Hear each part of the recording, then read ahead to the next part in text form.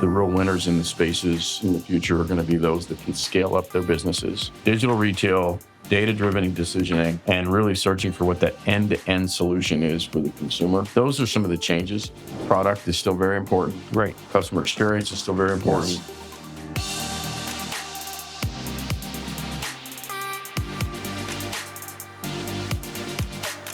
Welcome to the latest episode of the AUTOVATE podcast. My name is Cliff Banks, the host and founder of AUTOVATE, and it is my honor today to introduce Don Reese.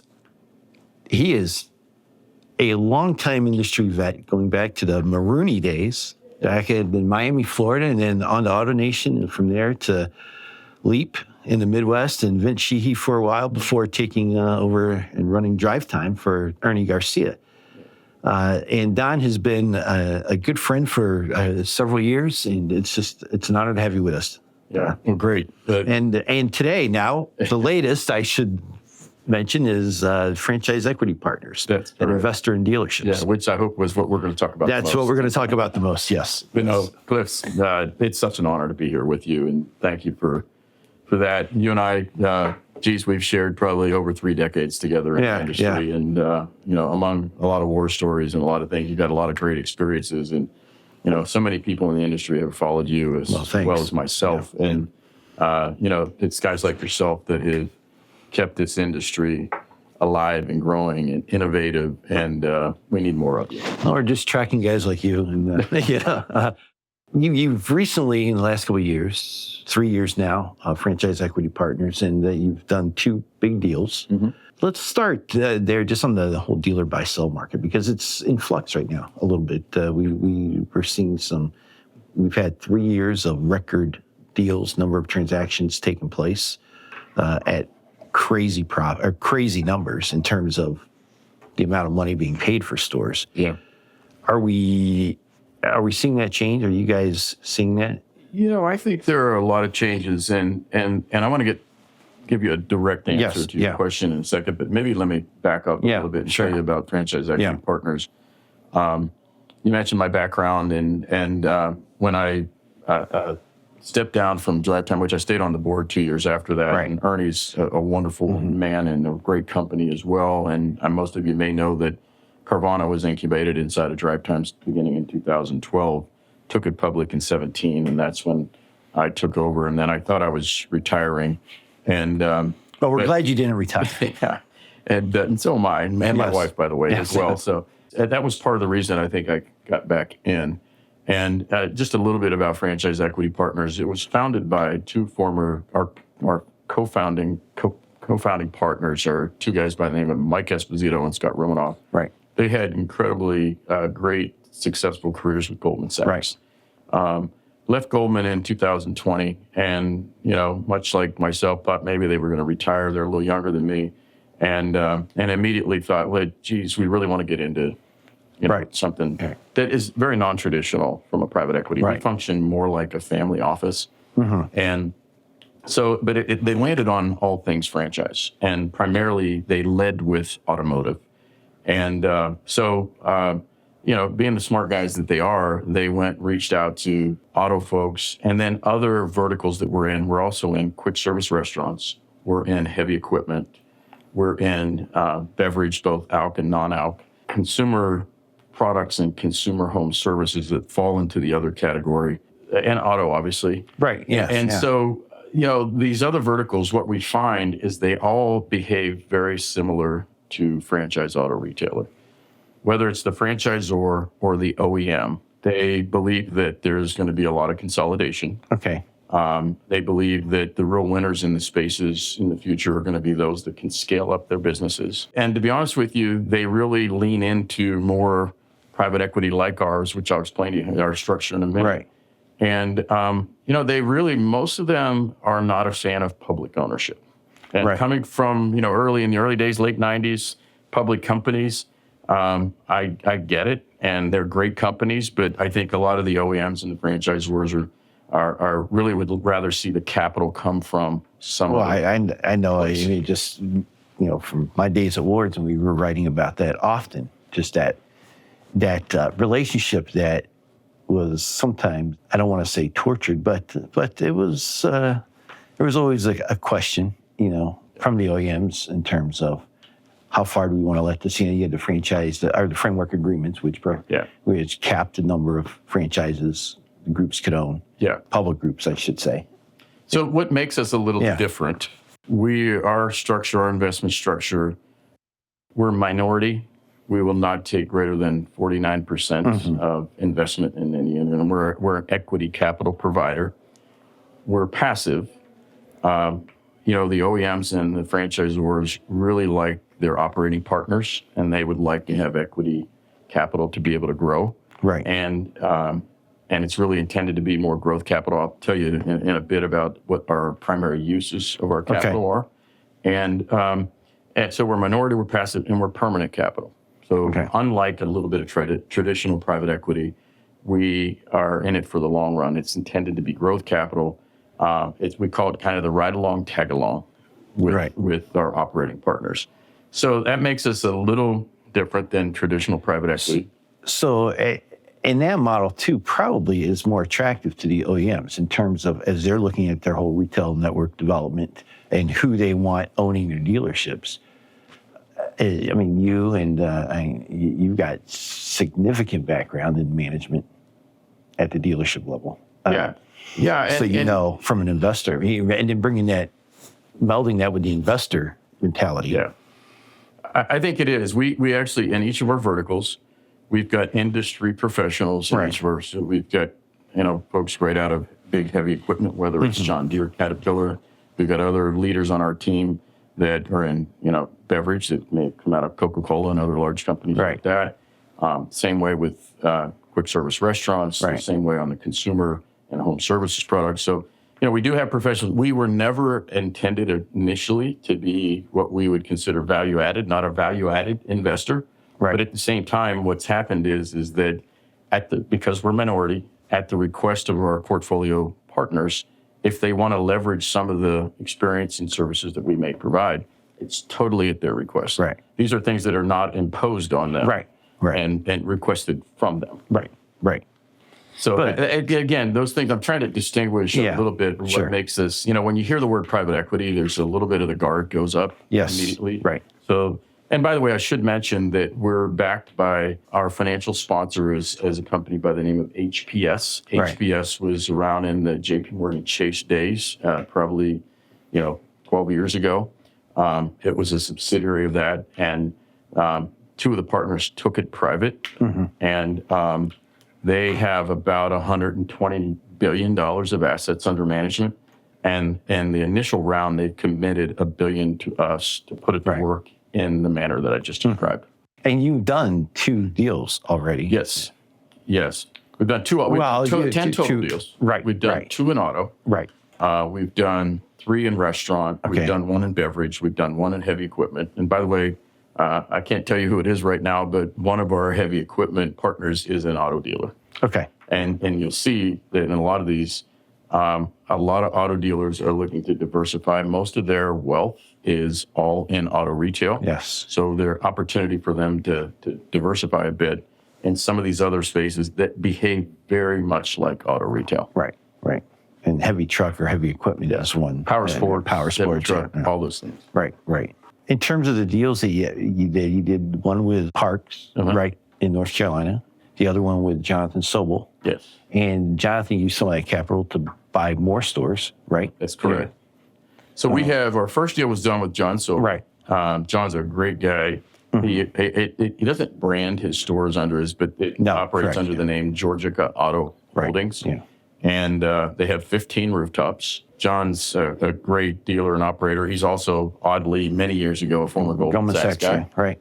So, really smart guy, but is really embrace auto retail. Right. He's on the Audi National Dealer Council, and really great guy. He's our first partner. Jonathan was at the first event that I did in New Jersey in 2016. That's right. And he was just getting into buying stores at that time. Yeah. So.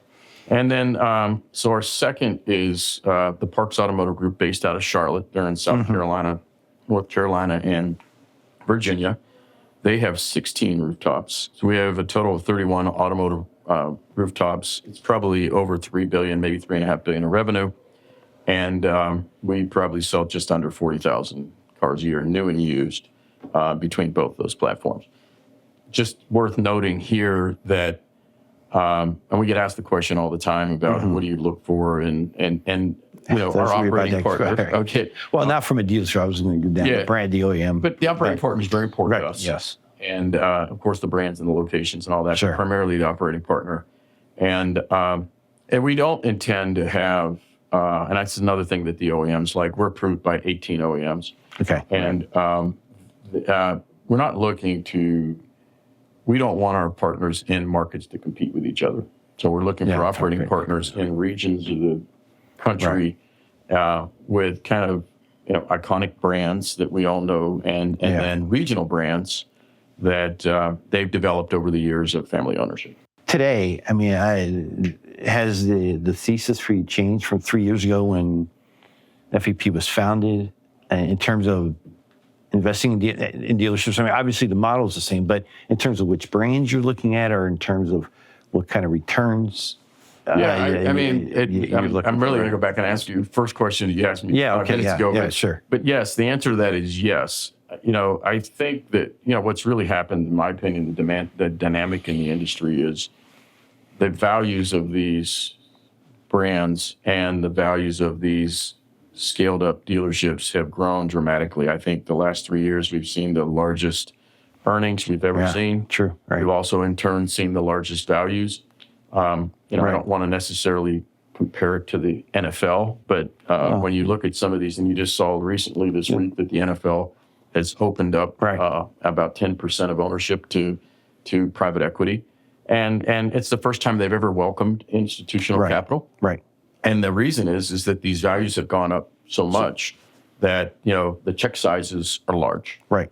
And I think that has changed a little bit. We thought maybe early on that some people were really looking more to have a liquidity event and facilitate succession planning. Right. And to be honest with you, it's the two primary uses right now are more along the line of growth capital. They want to grow.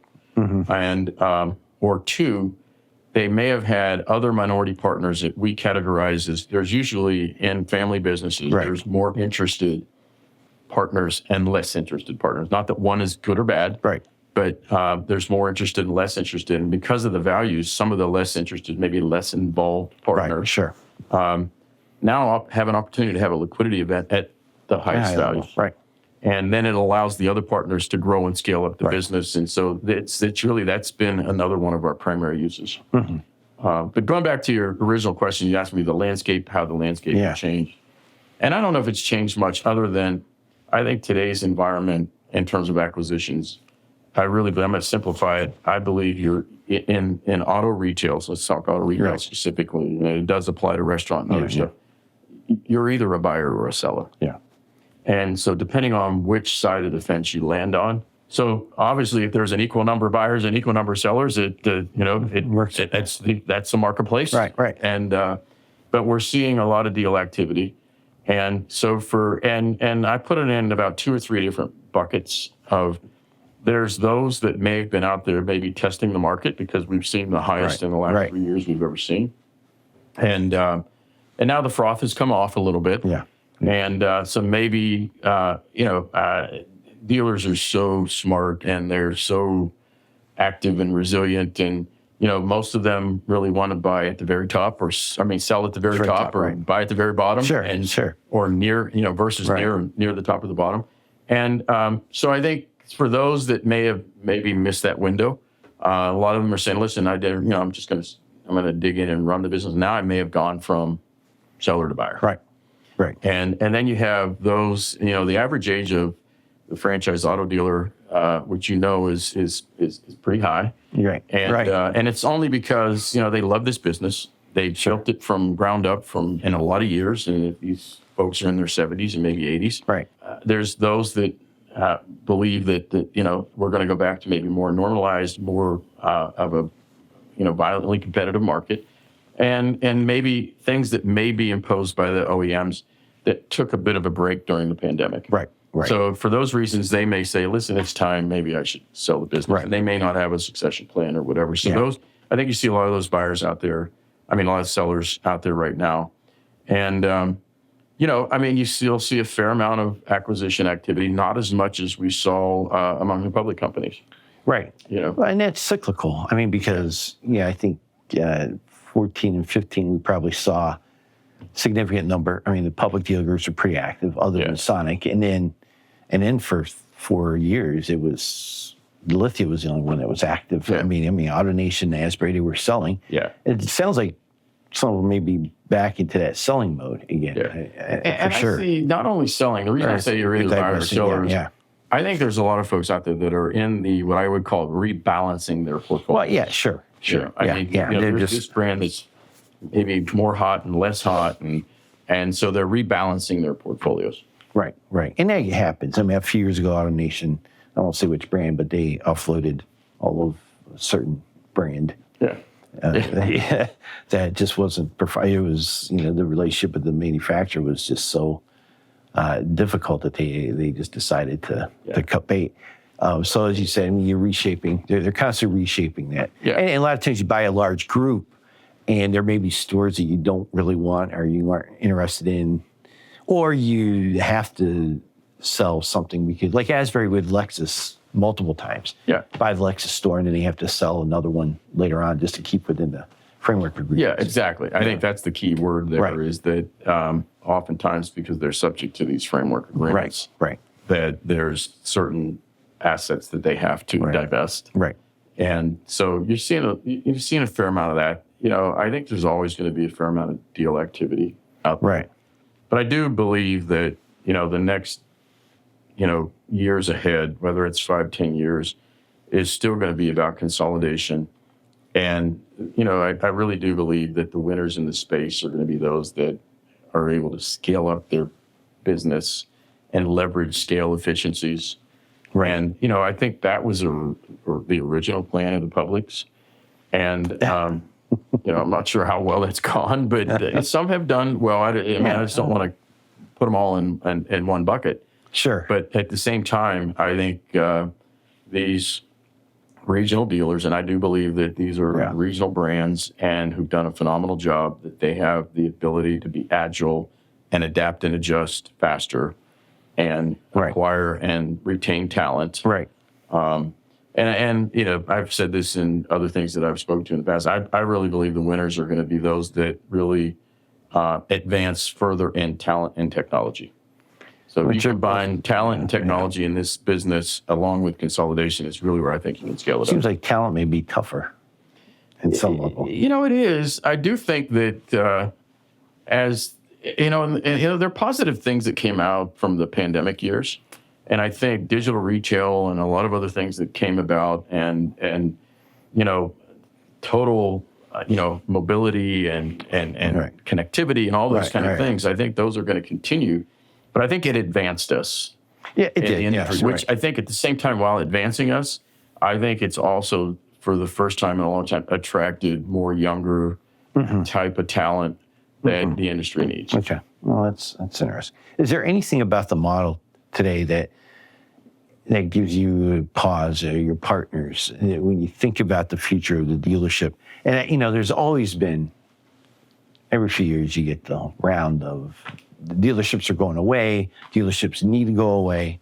We still see that all over social media and in the media. But it appears, just judging from you guys and even other investors in the market that are from outside of automotive, that there's a great deal of confidence still in the model. But are there things that concern you guys or make you that you're watching closely? I think there's always things that concern you. Okay. I do think that pricing is always an issue. Okay. And, if you go look at multiples for a lot of years, multiples had not changed a lot. What did change is what you were, the denominator of what you were multiplying. Well, true. Right. And so the last 3 years of earnings. Yes. So now you really have to gauge. You have to be smart about, how much of that is sustainable, how much of that is realizable, and then how much adjustment. A lot of things that contribute to that. Whether it was, remember the days of in the supply chain of microprocessor, Yeah, chips sure, and that sure. kind of stuff, and then the pandemic and supply chain really disrupted it. Right. And so I think you've written about it, and so have others about, are the manufacturers going to go back to excess supply? And it seems to be with some of them, they already have. Right. And so, day supply, I just read something the other day. Day supply is up 52% year over year from the same time this year. But most of that is within a few brands. Within maybe two brands? Yeah. In fact, and I'll just say one. I mean, I looked at, in June, I did a survey of the 6 publicly traded groups. I think they own 96 Stellantis stores between the 6. I don't know if Penske owns any, but out of those 96 stores, the average number of new units on the ground, 276 per store, and it was pushing 14%. We're 23 models, 2023. Yeah. They seem to be the ones that have really driven that day supply number up. But we've seen this movie before. Yeah, we have. I think we're not as used to it when you have 3 years of supply chain tightness and disrupt, and then all of a sudden you've got that type of supply coming at you. Right. And when you sit down to place evaluation on a group, and I agree, I think the last 3 years coming out of COVID really, maybe steward's not a strong enough word, kind of throw a monkey wrench into how we can place a value on these stores, because we're not going to see those numbers profit-wise. And the sellers are certainly wanting to get some of that. Yeah. So how do you look at it now? I mean, how do you look at evaluation today? Well, first of all, that's a great question. I think we're all trying to figure that out. Yeah, right. But let me give you an example of how we do it. One is, we don't throw out historically. Historical performance is still the best indicator. Yeah. Now, the question in the last 3 years is how much of that is sustainable? Right. How much of that is operational execution? And how much of that is just things that limited supply, higher margins, all that kind of stuff? So you have to tease out how much. Let's throw a percentage on. How much do you think it has to do with operational versus just the dynamics of the market at the time? Yeah, I mean, first of all, I think supply chain had a lot to do with it. It was probably the majority. Yeah, I would say. And think about it. If you got limited supply, right? What are the things that then you have? Look at the 3 highest expenses in an auto franchise. You've got floor plan, personnel, and marketing. Right. So with limited supply, you didn't need as many personnel to sell fewer cars. Right. You got higher margins. You didn't need to market as much because you didn't have vehicles to market. Right. All right. And therefore, your floor plan was probably the best floor plan you were operating. Well, there was a year where they were making money on floor plan, which was unheard of. So I think you still always go back to the fundamentals. Yeah. And those are the kind of the fundamentals that haven't changed in the industry. But then when supply adjusts, you have to then adapt and adjust yourself. And, then you have to be a good marketer, and you have to make sure that your cost of labor doesn't go up dramatically. And so I think, we've been through these cycles, maybe not as severe in a short period of time. But, I think that's what really we look for in the operator is how have they adapted and adjusted to these variety of cycles. Yeah. The other thing, but to answer your question, we do look at historical performance.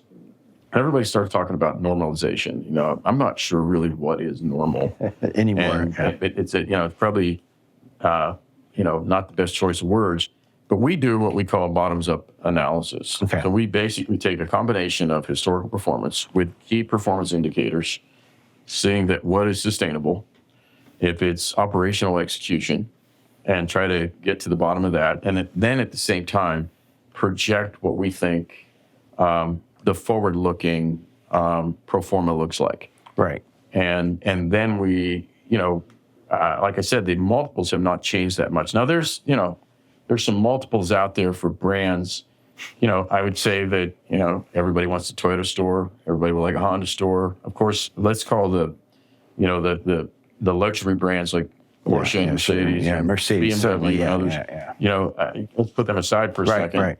But the other ones that were more mass market brands, I think they're getting awarded with higher multiples, whether it's Toyota, Honda, or Subaru, for example, and then at the expense of some of the ones you mentioned, like Stellantis and Nissan and others. The ones that the Korean brands, I think, have done very well, and but I'm not sure they've been as awarded with. Hyundai has. I think that's a story that's still evolving with their retail network.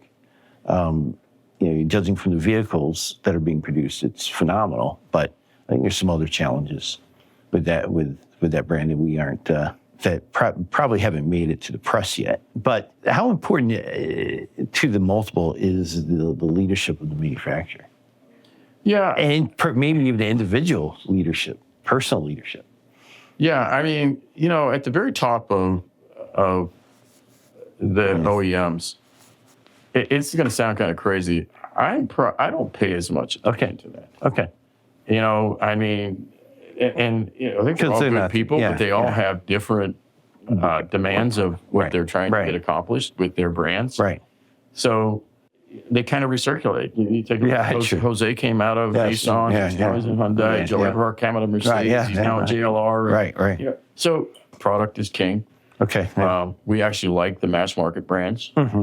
Right. Judging think from about it, just from an economic standpoint, you pay a lower multiple, higher volume. Right. Now, sometimes they're not the easiest to run.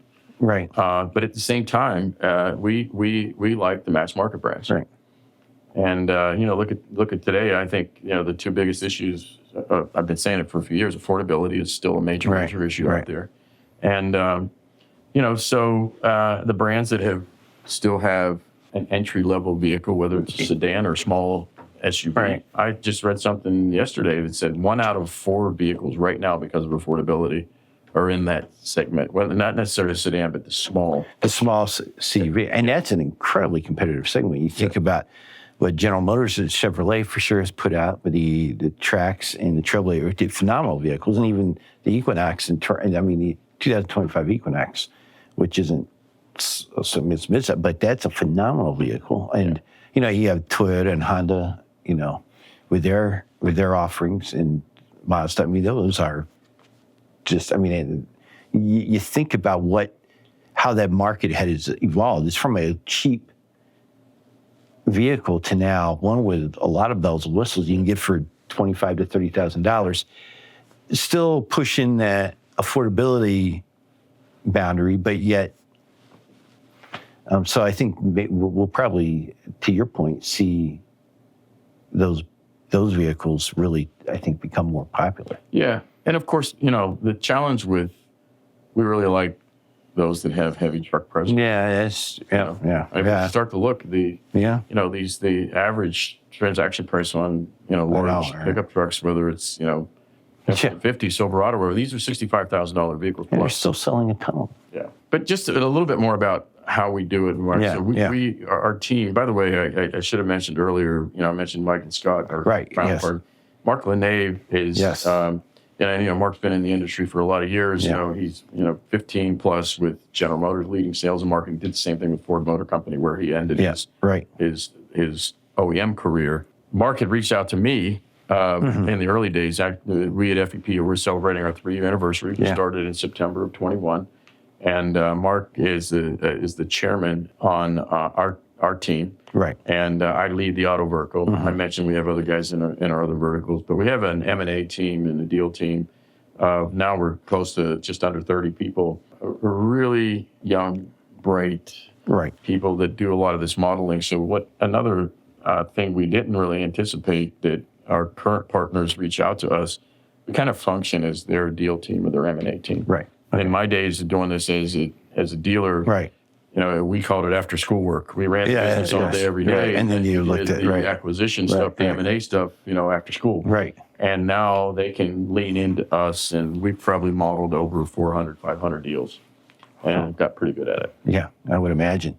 How much does real estate play a role? That's another thing worth mentioning. We are agnostic to real estate. Okay. If a dealer we're partnering with, wants to keep the real estate, keep it in the family, as long as the lease is at market value to the dealership, we're fine with that. Right. If they want to do sale leaseback, we actually like sale leaseback. Right. And And in some states like Florida, or the dealership to avoid sales tax on rent, like Florida, they keep it on the balance sheet. The dealership, we're good with that too. So we're pretty agnostic to real estate. Right. We like the returns of the operating businesses, which are higher than the returns. Now, in a lot of places where you have high appreciation of real estate, I understand why you want to own it. Right. But that's not every market. Right. No, true. It just, there's a lot of just nuances to this whole buy sales, more than just, I'm going to buy that dealership. You have to look at the whole package. And kind of simplify it. Yeah. The operating partner is very, very important to us. Yeah. Okay. Yeah. The brands are also very important to us, but I would put the operating partner at the very top of the list. And then the geography. Yeah. If you have the right operating partner and you've got the right brands and you're in the right geography for those brands, I think that's the trifecta of what will really make it work for you. When you started with Mike Murray and his dad, then in Florida. What's changed the most about the industry? Mike and I laugh about this all the time. Back in our day, I think I sent you a podcast I did with It was about leading with data and all that kind of stuff. And so one is, we used to laugh, and we laugh now, and we said that any problem in our auto retail life 30 years ago could have been fixed with another double truck ad. Yeah. Think about it. We wasn't even, it was nothing digital. Right. No. Right. Coming out, and no internet or anything. If you ran another double truck ad, you could fix everything. And now we really have all had to adapt and adjust to data-driven decisioning. Correct. In my opinion, digital retail, data-driven decisioning, and really searching for what that end-to-end solution is for the consumer. Those are some of the changes, but product is still very important. Right. Customer experience is still very important. Yes. Retention is very important. Staying connected with your customer in all ways that you can. So those things still, I think, fundamentally are the same. It's just maybe the mechanism of how we connect with them is different. Right. So you have a deal coming on the heavy equipment side. Do you have any other dealership? Well, we just had our team call this morning. We've probably got double-digit deals we're working on. Okay. Wow. These things take time. They do, as you know, especially large multi. Right. Our check size, we typically like to be in the $50 to $100 million check size. That doesn't mean we would not do less for the right partner and the right deals and right brands. So that's... So you still have some money to spend. Yeah, we've actually, we've, like I said, they've allocated $1 billion from the HPS. We've put to work probably about $450 million in 3 years, which is pretty good. Yeah. And quality of it is not only just the amount, quality of it is pretty good. So, we've got, and I think the deal activity, and there's a lot of things in the most recent months. The CDK disruption was people had to get their arms around what their mid-year results look like. Right. All that kind of stuff and what the impact of the business was. So we actually engage with all the major broker advisors out there, and they're great resources. Well, and they serve such a great role to this industry. I mean, I often say this at conferences when we get asked about that whole dynamic, is that, look, if you're looking to sell your dealership and you haven't engaged, you're probably not engaged on the M&A front much at all over your career as a dealer. And I liken it to the relationship between the dealer and the customer. I'm going in as a customer, and I'm buying a car every 4 or 5 years. A salesperson across the table is doing it every day, multiple times a day. Who has the advantage in that relationship? So it's best to have, especially when you're dealing with numbers in your family and your future, it's best to have someone at your side who's an expert and knows all of the minefields. And the brokers are, Yeah. Now, most of the brokers are sell side. Well, yes. And there's some buy side, But I think it's about education as well. Yeah. I spoke about 3 years ago when we first started. I asked the question a lot of, what do you recommend those that were thinking about potentially selling their business? First recommendation was keep it confidential. Wow, real number. Yes. Second was, be prepared. Put your business in the best position every day, not only to operate it, but if you had to exit, whether it was a planned exit or an unplanned exit. Right, yeah.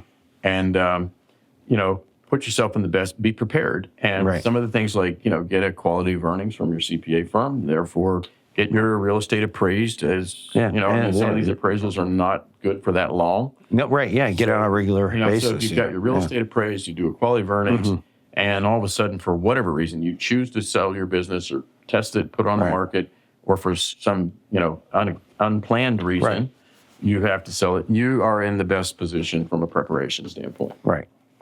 So just to recap, probably see number of deals go down, right? The number of transactions probably off of their highs over the last couple of years, do you think? That's what it seems to be the prevailing wisdom, but you're thinking that, I don't know. You're seeing, I don't know. Like I said, I go back to the point of you're either a buyer or seller. Yeah. So the question is, you would think there would be parity there where there would be an equal buyer and sellers, right? But, I do believe that there's still going to be. I don't expect to see a decline in deals. Okay. There's a number of factors out there. I mentioned you've got an aging dealer population. Right. A lot of the next generation that really wants to go. A lot of these groups were built with great families, 1 or 2 stores at a time, 1 or 2 stores a year, or every 5 years, or whatever. What I've seen with the next generation is they really want to go after that big group. I can count them on more than 2 handfuls of dealers who've said, if I want to go buy 1 or 2 stores, I don't really need a capital or equity provider. But if I want to go buy that group, all right, sure, that's a couple $100 million deal or whatever, then I really don't want to go at it alone and use up all of my dry powder. And at the same time, they can do that with somebody like us and have a liquidity event. Right, which, when you think about it, the attractiveness of that is huge. So, I and it's not just about how we're doing it. I still think that there's going to be a fair amount. And, from the brokers out there, I what we see and what they are sharing with us, not only us, but everyone, they said deal activity is still pretty stout. Okay. All right. Seems like they're saying a couple of them may be saying some things differently publicly, but I don't know. To your point, we were averaging, I forget what the number was, but I was tracking this pretty heavily between, from 2013 on, and it never really, from probably 14 on, it didn't vary. The number really was, it was only a few in terms of number of transactions done. And then obviously we get past COVID, get into COVID, and then it just shot up because there was a lot of capital. What I don't know, and I'm not sure a lot of people, only the publics that know that are in, I'd say more restrictive framework agreements. Framework agreements are holding up deals. And it doesn't mean they can't happen. They would have to divest things. That's been forever. Since the beginning. So, but it's one of those dynamics that not a lot of people understand or think of. I think that it's a little bit of walking a bit of a tightrope here. If you're an advisor advising sellers, all right, you don't want to have the appearance that these are distressed sales at all. No. And to be honest with you, I don't think there's a lot. Now, there's a few brands that, if they would have been better valued a year ago than where they would be today. But I just don't think it's changed that much. Okay. Yeah. That's good. That's fascinating. Well, we see another record deal. We've seen a couple in terms of price. Yeah, certainly the Toyota stores have just been, crazy, And then the 2 Mercedes stores that went down in Miami were, that was... That's what happens when you're a retired football coach. You can throw that money around. I think those are still more one-off. True. I don't know. Good for them, first of all. Yeah, for sure. Those that, actually, to be honest with you, a couple of those transactions, we actually valued a few of them. Yeah. So I think you're always going to see deals of size and significance. Right. But remember, where we started the conversation is that as these values go up in the sizes that we've not seen in the past, there's less buyers. I think there's less buyers out there that can, with the check size or have the credit capacity. To pull those off, to go do those. Yeah. Fascinating. Don, I really appreciate you being here and joining us here in the AUTOVATE studios here in Scottsdale, Arizona. Nice and it was good. It's nice in my backyard here. I know, exactly. Right. Just about 5 minutes away, right? Yeah. So, well, it's always good seeing you when you come down. You as well. I'll see you at AUTOVATE here in December 4th and 5th. Yeah, correct. Yep. Cliff, it's always an honor to be with you, and I enjoyed it. Thank you. Thanks, Don. Appreciate it. The 2024 AUTOVATE Conference is right around the corner. Come to Scottsdale, Arizona, December 4th and 5th for the unique connections and opportunities you can only find at AUTOVATE. Space is limited and registrations are filling up. So don't wait. Register at autovate.org today to secure your spot at the industry event for automotive innovation, networking, and deal making.